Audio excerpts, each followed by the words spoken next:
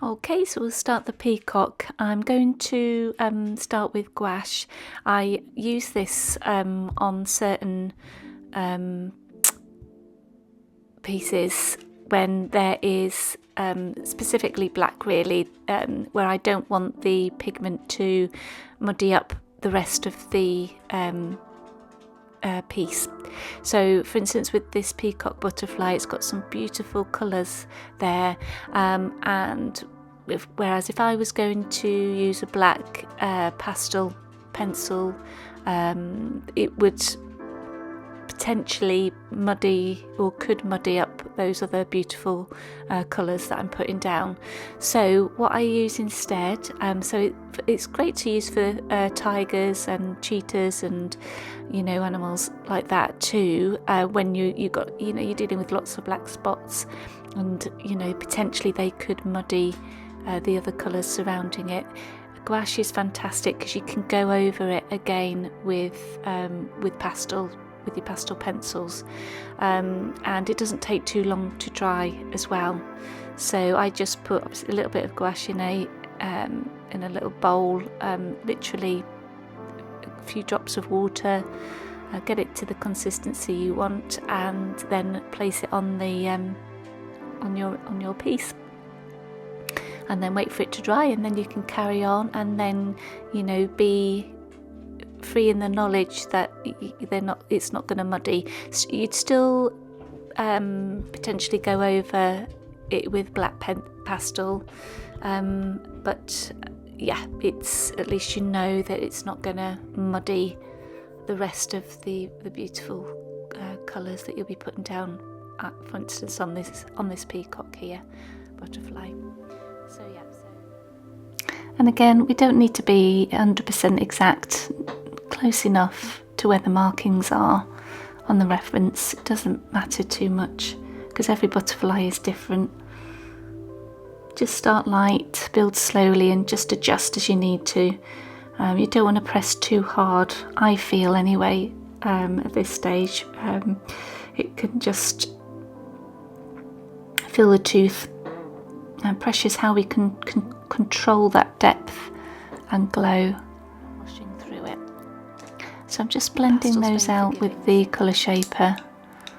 I think if I used a paper stump, it might have just blurred out the colours too much. I don't want to do that at this stage.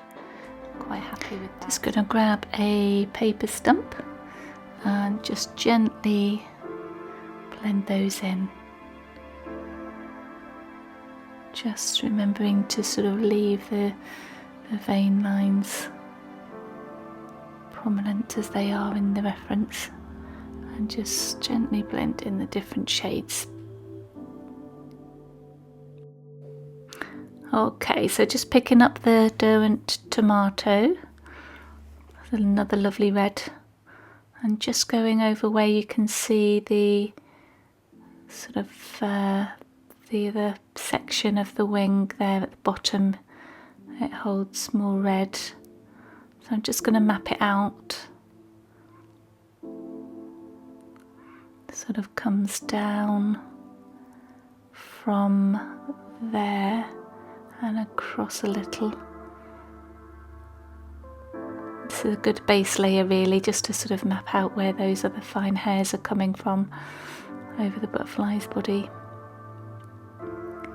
And not pressing too heavy so we can make adjustments if we need to. Just looking at the way those hairs sort of fall on the butterfly's back. Always twisting my pencil as well. Just saves the lead and having to sharpen all the time if you twist and use all the... Because nature doesn't really provide us with one flat colour, so it's not going to be just brown ochre, or it's not going to be just yellow ochre. It will be a mix of colours, and that's what we sort of learn as we develop as artists, just how to see the colours and the temperatures and what to look for.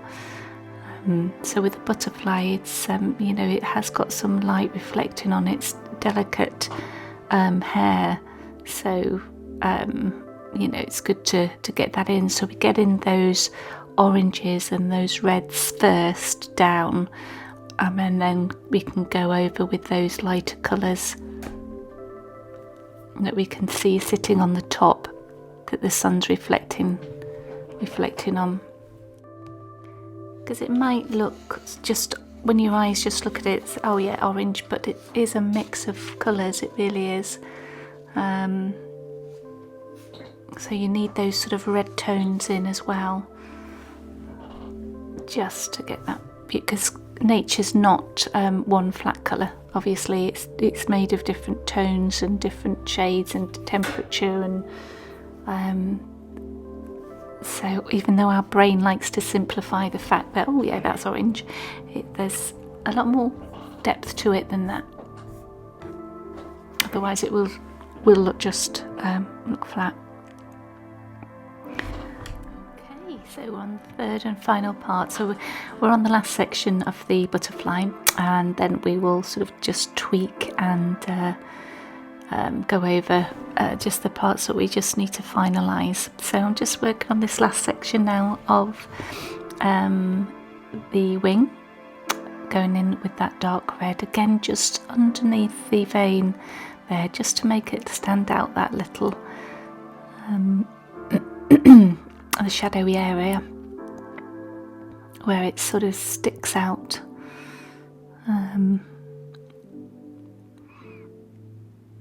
And then using the same colour just to go in at that bottom. So just picking up the tomato. Oh no, carmine red. I thought it was a tomato there, but it's not. Carmine red for that. Add a little bit more vibrancy in those wings. Because as you can see, even with the red and the orange that we've put down already, still looks a little bit flat. So, and the sort of shadowy areas on the reference there, you can see is a little bit darker. So just adding that extra layer there, just to give it a little bit of colour depth. So now we are literally more or less tweaking. We've put in the main features of the butterfly. So now it's really just looking, noticing, slowing down, and really seeing the butterfly and their markings. So where you see where it could need adjustment, you just sort of make those adjustments which are applicable to you and your butterfly. So for the next I don't know how long, I'll just be sort of tweaking. I'll forward it just for my tweaks, and again have a look at yours and notice where you feel you need to tweak. It might be worth at this point just to put it to one side and come back to it with fresh eyes later, or can carry on tweaking.